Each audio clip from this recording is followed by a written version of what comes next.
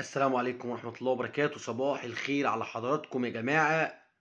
ما تنسوش تصلوا على النبي في التعليقات ولايك وشير علشان المعلومة توصل لغيرك بإذن الله. فيديو بعنوان الدوري الهمجي، الكرة المصرية للهمجية والعبثية. الكرة المصرية همجية وعبث في عبث ومنظر يفضح.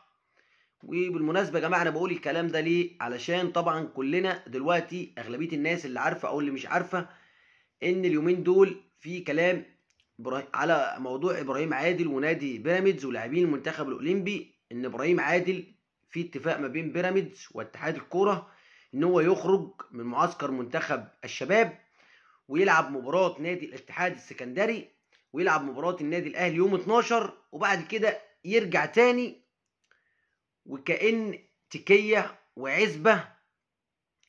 واتحاد الكورة طلع جمال علام قال احنا مفيش الاتفاق ده، وعلى الجانب الاخر اللواء ثروت سويلم طلع مع ابراهيم فايق وقال النادي الاهلي كان قاعد وحاضر الاتفاق ده والكلام ده ومتفقين عليه واللاعب هيخرج. وطلع النادي الاهلي كذب اللواء ثروت سويلم، ورجع ثروت سويلم طلع تاني مع ابراهيم فايق في التليفون وقال انا ما قلتش الكلام ده. وابراهيم فايق قال له اتمنى تسمع الفيديو وعبث وهمجيه. وعايز اعرف اللواء ثروت سويلم، انا عايز اعرف انت شغال ايه؟ انت راجل في رابطه الانديه، لا انت ليك منصب في اتحاد الكوره ولا انت من اداريين اتحاد الكوره ولا كنت حاضر الاجتماع اللي كان ما بين الوزير الدكتور اشرف صبحي وعلام جمال علام وميكالي المدير الفني لمنتخب الشباب ونادي بيراميدز. يعني انت لا كنت حاضر ولا تعرف حاجة ولا ليك في الموضوع، وكله شغل همجية وعبث في عبث. الكرة المصرية للأضحوكة وللعبثية، دوري همجي ودوري عبثي والدنيا هيصة ومحدش فاهم حاجة في أي حاجة وحاجة تحرق الدم. ما علينا عشان ما اطولش على حضراتكم، نروح للمهم والمفيد. النادي الاهلي يا جماعه، خبر النادي الاهلي في طريقه لحسم صفقه مهاجم افريقي كبير واسم معروف في افريقيا وفي القرى الافريقيه، بيلعب في اوروبا. واللي بيحسم الصفقه دلوقتي الاستاذ خالد مرتجي. انا عندي معلومه من كام يوم ان النادي الاهلي بيجهز اسم كبير بيلعب في امريكا. دي المعلومه اللي عندي، مهاجم افريقي بيلعب في امريكا. هل تكون هي؟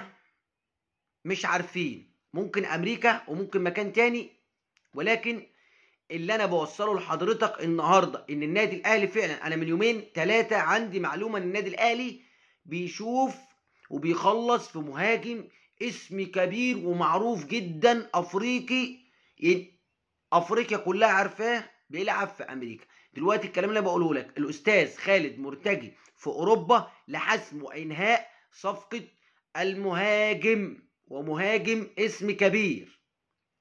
ان شاء الله نتمنى التوفيق باذن الله، والاستاذ خالد مرتجي يقدر يخلص الصفقه ونشوف. وباكد لحضراتكم النادي الاهلي هيجيب اسم كبير يا جماعه ان شاء الله. يعني هروح حاجه سريعه النهارده.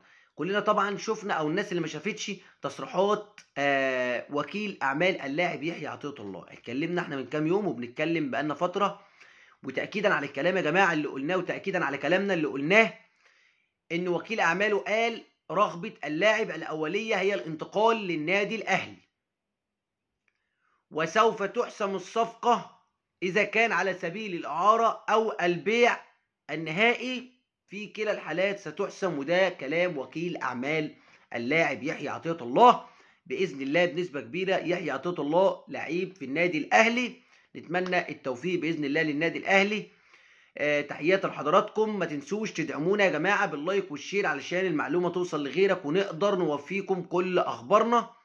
والسلام عليكم ورحمه الله وبركاته.